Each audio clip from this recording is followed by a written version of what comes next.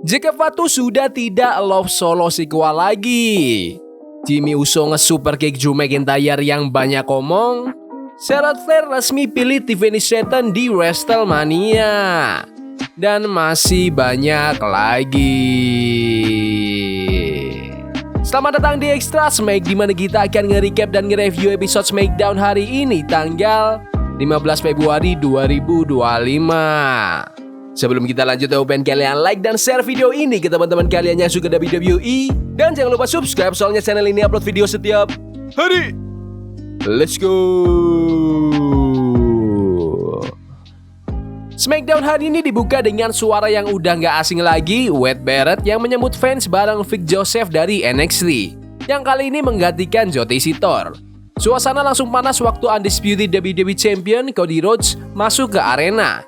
Cody nggak buang waktu buat ngomongin perjalanan menuju WrestleMania 41. Dia langsung ngekonfirmasi kalau Jey Uso udah resmi milih World Heavyweight Championship buat main eventnya. Itu berarti sekarang Cody tinggal nunggu siapa yang bakal menang Elimination Chamber buat nantangin dia demi gelar WWE. Ketegangan makin naik pas Drew McIntyre datang. The Scottish Warrior ngingetin semua orang kalau dia pernah 2 kali menang Elimination Chamber, pernah jadi juara dunia beberapa kali, dan juga pemenang Royal Rumble. Drew juga nggak ragu bilang kalau persaingan dia sama Cody udah jadi urusan pribadi, dan dia bakal bikin Cody inget siapa McIntyre itu sebenarnya. Sebelum mereka sempat ribut, tiba-tiba Jaka Fatu datang bareng Tama Tonga. Dengan penuh percaya diri, Jaka ngumumin kalau dia bakal ngancurin semua orang di Elimination Chamber dan bawa pulang gelar WWE buat keluarganya. Drew yang kelihatan gak terkesan, milih pergi dan ninggalin Cody berhadapan dengan Jacob di ring. Tiba-tiba ada mobil yang masuk ke parkiran. Solo Sikoa ternyata datang ke SmackDown hari ini. Cody mau pergi dari ring, tapi Jacob nahan dia dan bilang kalau dia punya urusan keluarga dengan Solo. Cody nggak tinggal diam dan ngejawab dengan, "Kamu boleh ngomong duluan, tapi aku yang bakal ngomong terakhir sama dia." Ini tuh segmen pembuka yang solid buat SmackDown. Banyak hal yang terjadi di sini dan jelas Solo Sikoa bakal harus ngadepin Jaka Fatu dulu sebelum akhirnya bisa berhadapan sama Cody Rhodes lagi. Di backstage, Tama Tonga dan Jaka Fatu langsung nyari Solo Sikoa. Setelah seorang kru produksi nunjukin arah yang benar, Jacob malah hajar orang itu gitu aja. Sementara itu, WWE Hall of Famer Trish Stratus tiba-tiba muncul di ringside buat diwawancarai Wade Barrett. Karena Elimination Chamber bakal digelar di kota asalnya Toronto, Trish ngegoda fans dengan bilang kalau dia pasti bakal ada di sana. Langsung aja ke pertandingan pertama antara Naomi melawan Chelsea Green dalam pertandingan kualifikasi Women's Elimination Chamber. Pertandingannya sengit. Chelsea fokus nyerang lutut Naomi buat ngurangin kecepatannya, tapi Naomi tetap bisa balikin keadaan dengan tendangan-tendangan atletis dan akhirnya bisa hantamkan split leg moonsault untuk memenangkan pertandingan. Menurutku ini pertandingan yang bagus. Kadang Chelsea Green terlalu banyak masukin unsur komedi yang bikin pertandingan jadi berantakan. Tapi di sini dia tampil lebih serius. Satu hal yang kurang aku suka itu Chelsea Green yang notabene jadi juara malah kalah bersih. Aku ngerti kenapa Naomi harus ikut di Chamber, tapi tetap aja aneh kalau seorang juara kalah bersih gitu aja. Walaupun begitu, aku nggak terlalu keberatan dibanding waktu Intercontinental Champion Lyra Valkyria kalah di Raw. Toh, Chelsea Green memang sering digambarkan sebagai juara yang agak pecicilan. Jadi kalah di pertandingan non-title lawan Naomi nggak bakal terlalu merusak image dia atau image gelarnya. Lalu ada segmen video dari Sami Zayn yang kelihatan benar-benar down. Dia kelihatan lelah, nggak cuma fisik, tapi juga mental. Sami ngaku kalau dia nggak dalam kondisi baik. Dan yang paling bikin dia kepikiran adalah hubungannya yang retak sama Kevin Owens. Sami ingat gimana Owens berkali-kali ngehianatin dia. Tapi kali ini rasanya beda. Meskipun belum ada kepastian kapan dia bakal balik ke ring, satu hal yang pasti, dia dan Owens bakal ketemu lagi. Dan kali ini gak bakal ada yang namanya bersenang-senang. Lanjut ke pertandingan tag team antara Motor City Machine Guns melawan Los Garza. Pertandingan berlangsung cepat dengan Los Garza terapin manuver double team buat ngehambat pergerakan Shelly. Tapi cukup satu momen aja buat Machine Guns balikin keadaan. Sabi nendang kepala Angel dengan enziguri, terus nyiapin Shelly buat hantamkan Skull and Bones untuk memenangkan pertandingan. Pertandingan solid yang kasih momentum bagus buat Motor City Machine Guns. Kalau dikasih waktu yang lebih lama pasti lebih seru. Tapi untuk durasi yang ada ini udah oke. By the way, kapan sih terakhir kali Los Garza atau siapapun dari Legado del Fantasma menang di pertandingan yang penting. Aku beneran lupa saking lamanya. Di backstage, Jacob Fatu dan Tama Tonga akhirnya ketemu Solo Sikoa yang lagi duduk di locker room. Kelihatan mikirin sesuatu. Solo akhirnya jujur kalau dia butuh waktu buat menyendiri. Dia ngerasa bukan jadi dirinya sendiri sejak kehilangan Ulavala ke Roman Reigns. Dia nyalahin dirinya karena udah ngecewain keluarga. Tapi tiba-tiba, nadanya berubah waktu dia mandang Jacob. Udah waktunya kita kuasain bisnis ini, kata Solo. Dan satu-satunya cara buat ngelakuinnya adalah bareng-bareng. Misi pun jelas. Jacob harus menang Elimination Chamber dan bawa gelar WWE balik ke Bloodline. Pas Jacob dan Tama mau pergi, Solo akhirnya ngomong dari hati. I love you Jacob. Jacob diem aja, tanpa bilang apa-apa, dia langsung pergi. Tama sempat melirik Solo sebentar sebelum akhirnya ngikutin Jacob. Drama di Bloodline ternyata masih jauh dari selesai. United States Champion Shinsuke Nakamura masuk garing dengan sabuknya di bahu. Aku udah nunggu berminggu-minggu. Aku ngeliatin dari bayangan, aku nyari petarung sejati. Tapi nggak ada satupun yang pantas, kata Shinsuke. Sebelum dia bisa lanjut, tiba-tiba musik LA Knight berkumandang dan penonton langsung pecah. Dia nuduh Shinsuke selalu ngumpet dan takut buat bertanding. Tapi sebelum LA bisa tantang Shinsuke secara langsung, musik The Miz malah menyala. Miz dengan gaya sombongnya ngeledek popularitas LA yang katanya cuma jadi tren sesaat. LA nggak tinggal diam, dia malah motong Miz dan nebak persis apa yang bakal dikatakan Miz sebelum dia sempat ngomong lagi. Akhirnya, Miz nuntut pertandingan buat dapat kesempatan lawan Nakamura. Dia pengen awal baru di SmackDown dan jalan langsung ke WrestleMania. Sebelum semuanya jadi makin kacau, SmackDown jika milik Aldis turun tangan dan langsung bikin pertandingan dadakan. LA Knight melawan The Miz. Sekarang juga. Aku suka banget trash talk antara LA Knight dan The Miz. Mereka berdua emang salah satu yang paling jago ngomong di WWE. Jadi senang juga mereka dikasih waktu buat ngeluarin dialog yang seru, tapi tetap masuk akal buat karakter mereka. Jujur aja, aku gak terlalu excited buat LA Knight lawan Shinsuke Nakamura lagi. Dulu aku gak suka, sekarang pun kayaknya bakal tetap sama. Langsung aja ke pertandingannya, Miz sempat nguasain pertandingan tapi LA langsung ngambil alih dengan main agresif. Ngebenturin kepala Miz ke meja komentator beberapa kali sambil ngelihat Shinsuke di ringside dan bilang kalau dia bakal datang buat sabuk US Championship. Tapi Miz licik, dia manfaatin momen itu buat ngelempar LA ke tangga ring. Miz lanjut nyoba hantamkan big boot ke wajah LA, tapi LA sigap buat counter dan langsung ngebanting Miz dengan BFT. Bukannya langsung pin, LA malah naik ke tali atas dan ngeluncurin elbow drop yang brutal untuk memenangkan pertandingan. Setelah pertandingan, Shinsuke masuk ke ring sambil ngangkat sabuk US Championship-nya tinggi-tinggi. LA nggak gentar, dia berdiri tegak dan ngasih tatapan yang tajam.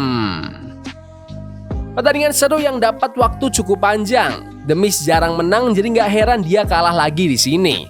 Tapi ya, seriusan ini kita balik lagi ke LA Knight melawan Shinsuke Nakamura buat gelar US. Ngulang lagi, serius?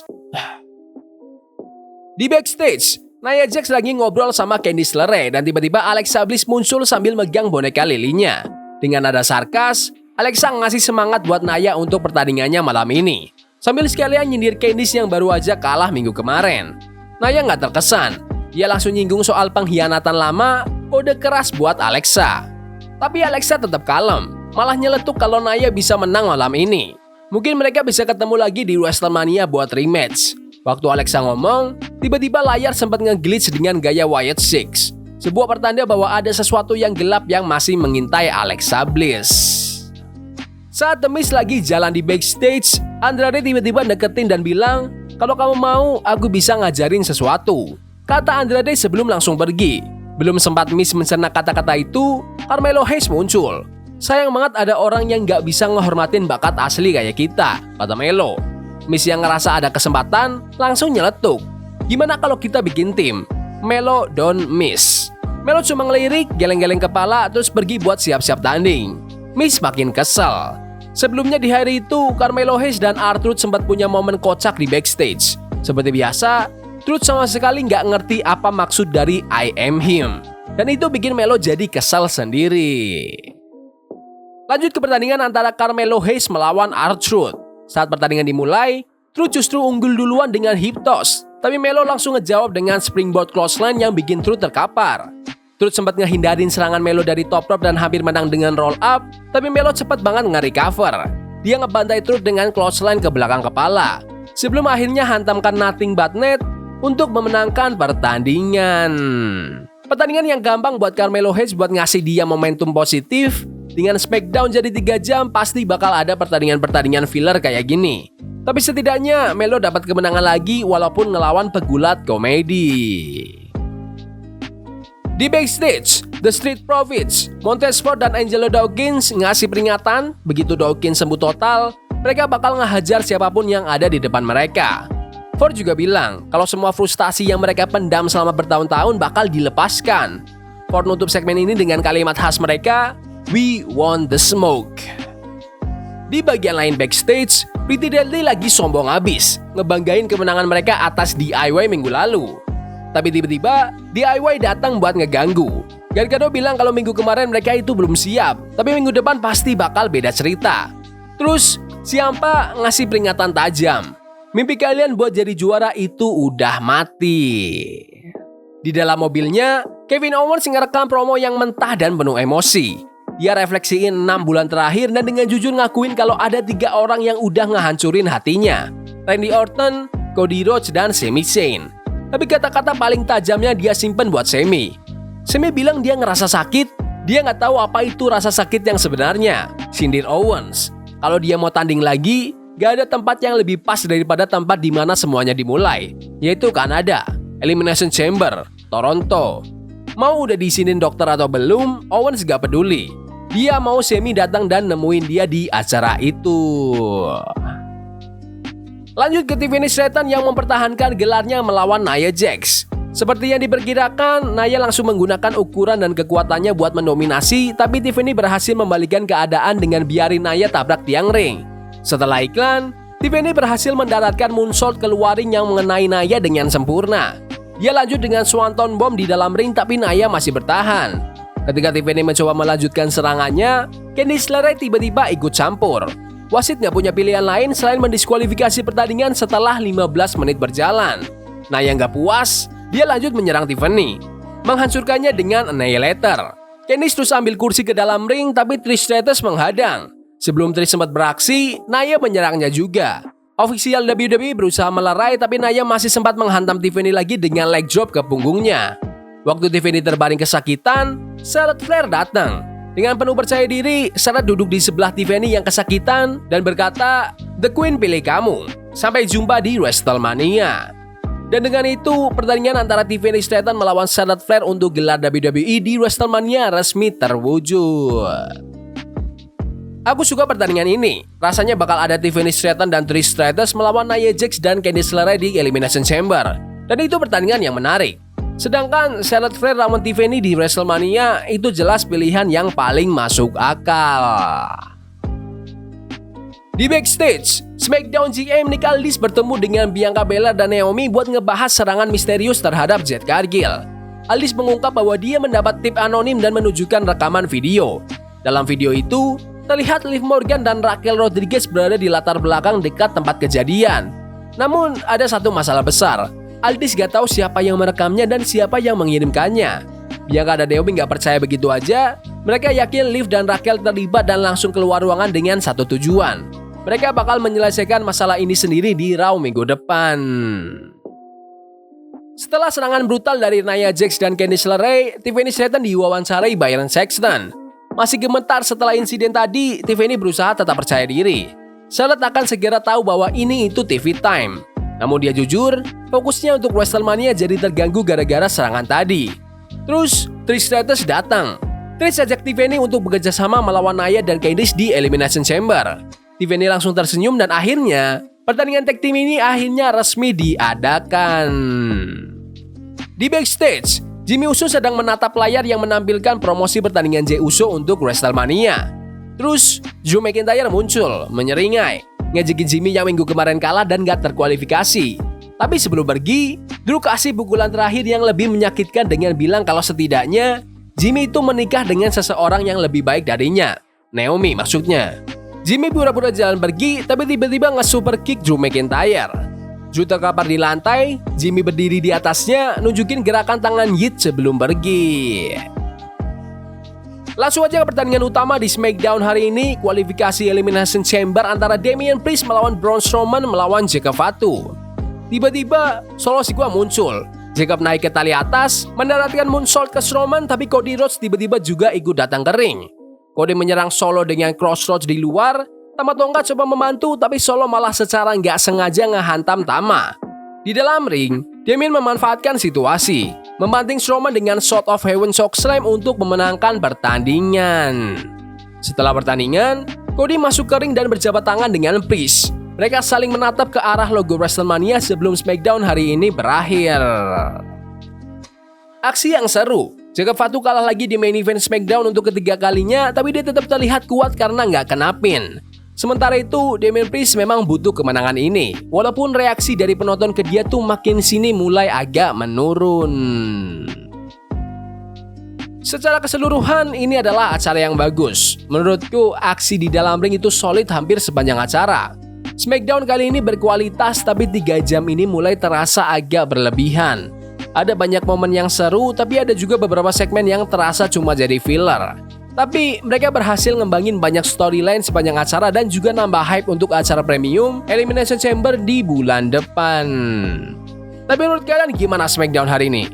Bagus? Gak bagus? Komen di kolom komentar. Ya udah gitu aja video hari ini. Jangan lupa like dan subscribe ke channel ini karena aku pengen 9.000 subscriber di bulan ini. Tolong bantu. Yes boy, see you. Love is a game we play incognito. Forbidden fire on Nico. Bunny for love we can